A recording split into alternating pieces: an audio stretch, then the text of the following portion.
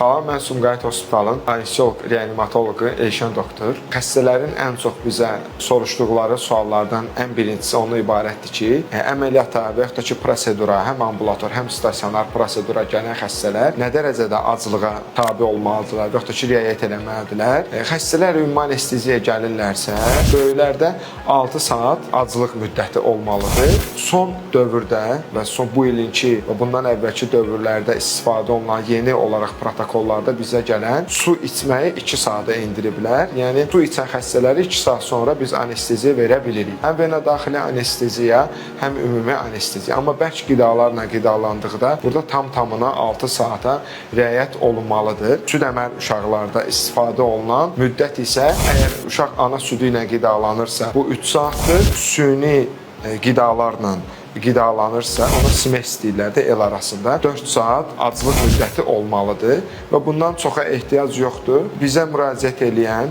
və vena daxili, həmçində ümumi anesteziya tələb olunan hər bir xəstələrdən bu aclıq müddətinə tələb olunması ciddi riayət olunur və biz tərəfindən də istənilir və gözlənilir. Əgər xəstələr, böyüklər təcili hallarda əməliyyata göstəriş olursa və biz bunu təcili şəkildə əməliyyata hazırlayıb əməliyyat eləyəcəksə, bunda biz 2 saat vaxtımız var ki, biz xəstələrə həm analizlərinə, həm də onların vena daxili infuzion terapiyalarına bəri başdan vena daxili infuziyalar köçürək, nisbətən daha rahat şəkildə anesteziyaya başlayaq. Bu qədər, çox sağ olun.